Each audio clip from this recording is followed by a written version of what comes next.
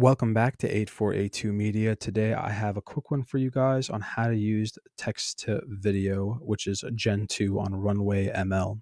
So once you get to the main page, we're going to click on Gen 2. And now I actually have a prompt that I'm going to copy paste. And you want to make sure that you give detail before you press preview. And I have written down a cinematic view of the deep ocean surrounded by bright fish. Let's click preview. It's going to take a second.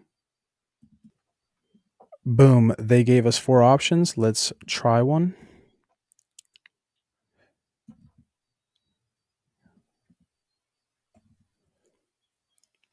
You're going to have to give it some time to queue up. And there you have it, a very trippy but elegant video of my description.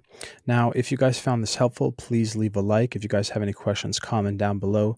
Thank you guys for watching and have a great day.